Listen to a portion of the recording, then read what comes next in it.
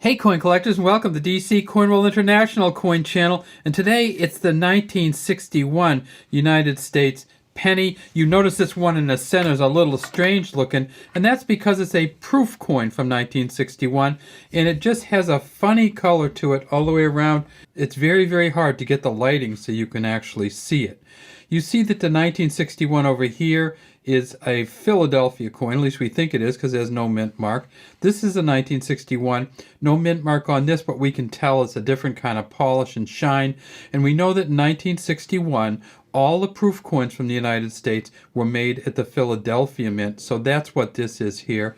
And then there was one other mint that made the coins, and that was Denver. In 1961, the Denver Mint made 1.8 billion pennies.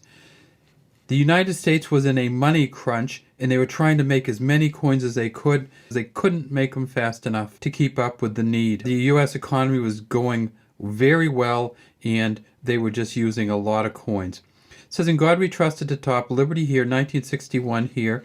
And if we tip it up, we see that there is a VDB down at the bottom here underneath for Victor David Brenner. We tip it up on the side and we see it's a brass coin.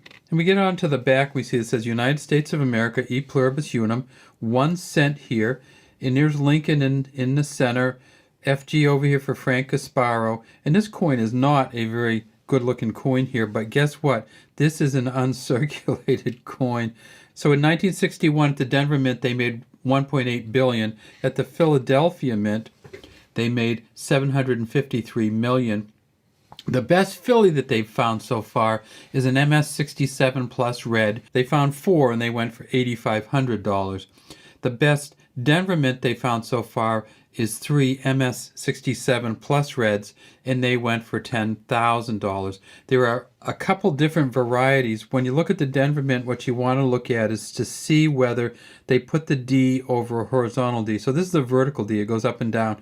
They actually had some where they missed them, and they put the D sideways, and then they put an up and down one over the top of it. So if you can find the D over the horizontal D, that would be great, because those are worth some money.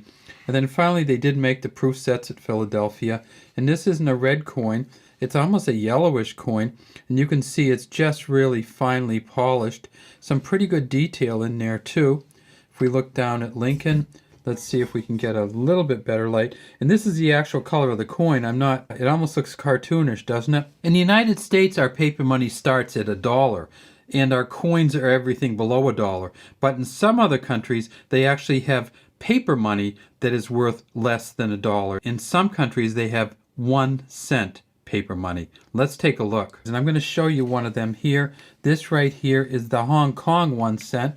Pretty close to the same date. It's a paper money 1 cent coin from Hong Kong, and you can see Queen Elizabeth is on it. It says 1 cent over here in English, 1 cent over here in Chinese, and then you have the governor of Hong Kong, the financial secretary, and right in the center it says 1 cent. And on the back, they didn't spend a lot on them. The back is blank. The U.S., the closest we've had really has been the military payment certificates. And here's a military payment certificate that was used in 1961. It's a 10-cent one.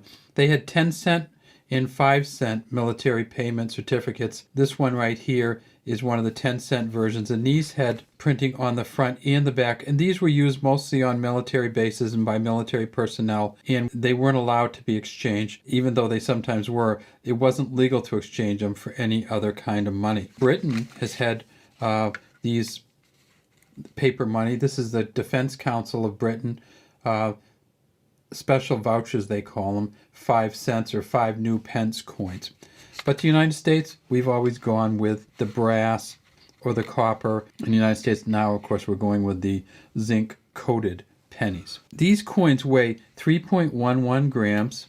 They are 95% copper, 5% zinc and tin, and they are 19 millimeters in diameter. And if you ever have a chance to get the 1961 set, which this coin came from, it's going to have a penny, nickel, dime, quarter, and $half. But of course in 1961 it was the Franklin $half. And the Franklin $half may be the most valuable coin. In 1961 they made a few Franklin $half. that with what they call the full bell line. And when they talk about the full bell line, they talk about a line that goes right from the top all the way down through. Most of these coins, the bell line vanishes somewhere in here because of the way that they were minted. But you get a proof coin, you can see the full bell line.